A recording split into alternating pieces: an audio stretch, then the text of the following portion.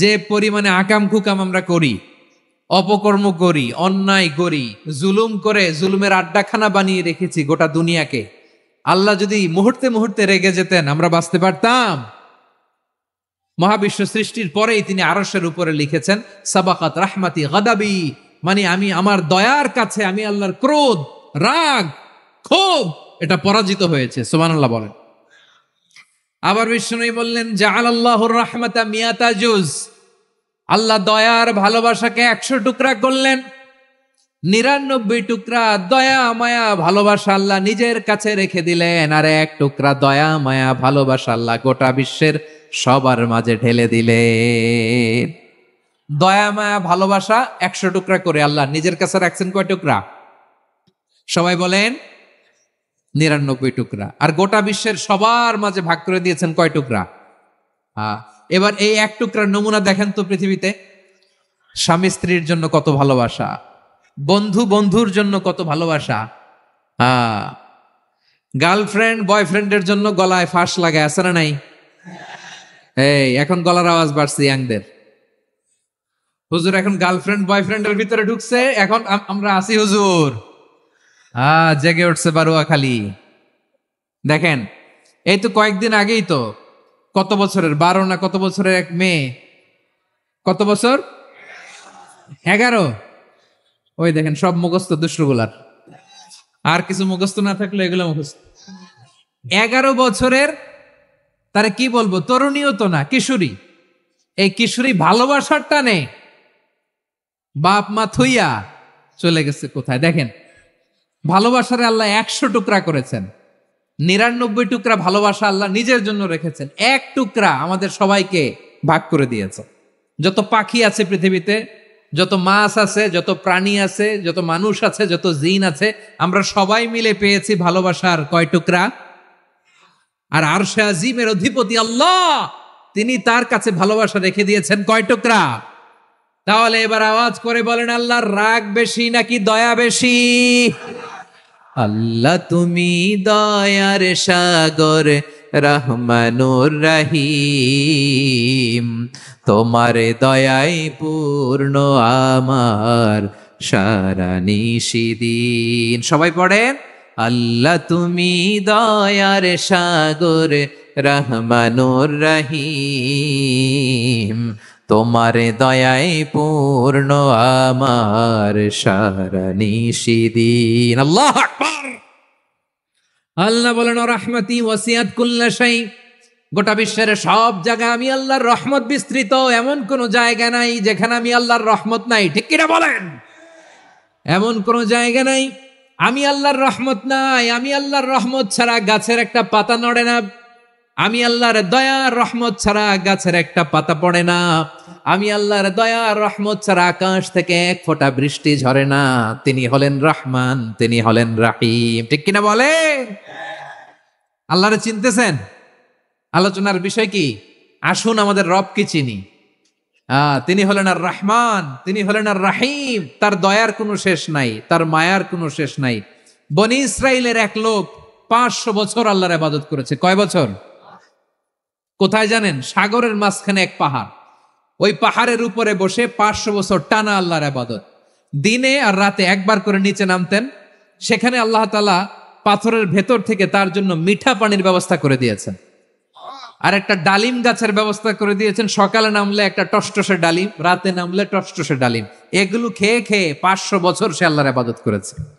আর সে আল্লাহর কাছে বলেছে, আল্লাহ আমি যখন মারা যাব সেজদারত অবস্থায় যেন মারা যাই।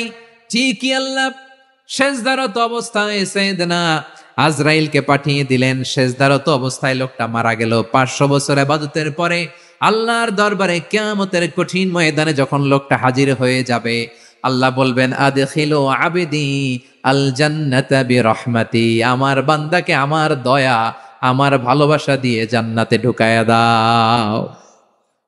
500 বছর ইবাদত করছে তো আমার দয়ায় আমার বান্দারে জান্নাত দাও। এই বান্দা বলে বালবি আমালি, আল্লাহ তোমার দয়া লাগবে কেন? আমি আমার আমল দিয়ে জান্নাতে যেতে চাই। কি দিয়ে? কথা বুঝে নাই বোধহয়। আল্লাহর এই বান্দা কি দিয়ে জান্নাতে ঢুকতে চায়? আমল দিয়ে। আল্লাহ বলছে আমার দয়ায় আমার বান্দারা জান্নাতে নিয়ে যাও ফেরেশতারা। এ বলে আল্লাহ তোমার দয়া লাগবে কেন, সেজদা তো কম দেই নাই, জিকির করতে করতে 500 বছর শেষ করে দিলাম, আবার তোমার দয়া লাগবে? আমি তো আমার আমলেই জান্নাতে যেতে পারি। আল্লাহ বলবেন তাই, ঠিক আছে, আমি চাইলাম দয়া দিয়ে জান্নাত দিব, তুমি চাইলে আমল দিয়ে ঢুকবা, ঠিক আছে, তোমার আমল আর আমার যে দয়া দুইটার একটু মাপ দেই, তোমার 500 বছরের ইবাদত এক পাল্লায় রাখো। আর আল্লাহ বললেন আমি যে দয়া করে এই দুনিয়ার নাজ নেয়ামত বিউটি সৌন্দর্য দেখার জন্য তোমার দুটা চোখ দিয়েছিলাম, দুটা নয় একটা চোখ আরেক পাল্লায় রাখো, রাখা হবে, দেখা যাবে ওই 500 বছরের ইবাদত হালকা হয়েছে আর মুহূর্তের মধ্যে আল্লাহর দেয়া একটা চোখের নেয়ামত ভারী হয়ে গিয়েছে। আল্লাহ বলবেন তোমার কথা মতো মাপ দেয়া হলো, এবার ফলাফল দেখো, হিসাব বলে তুমি এখন জাহান্নামে যাবা, go to the hell fire, যাও এবার জাহান্নামে যাও। মাপ জোখে যখন আসছো আমার সাথে হিসাব ক্যালকুলেশন, যাও তুমি এবার জাহান্নামে যাবা। এবার লোকটা কাচুমাচু করে বলে আল্লাহ আমি বুঝি নাই, আল্লাহ আমি বুঝতে পারি নাই, খেয়াল করি নাই, তুমি আমারে ক্ষমা করো, তুমি আমারে মাফ করো। ও আল্লাহ, এবার আমি টের পেয়েছি, এবার আমি বুঝতে পেরেছি তোমার দয়া ছাড়া দুনিয়ায় কেউ জান্নাতে যেতে পারবে না, কেউ পারবে না। আল্লাহ বললেন ওরে গোলাম, তুই তো কিছুই ছিলি না, অস্তিত্বহীনতা থেকে তোরে অস্তিত্বে আনলো কে? ওই ছোট্ট শুক্রাণু থেকে মায়ের পেটে 9 মাস ধরে খাবার দিয়েছে কে? আবার সুস্থতার সাথে দুনিয়ার বুকে তোরে ডেলিভারির ব্যবস্থা করে দিল কে? আবার তোর মায়ের বুকের ভেতরে 2টা খাবারের লাইনের ব্যবস্থা করে দিল কে?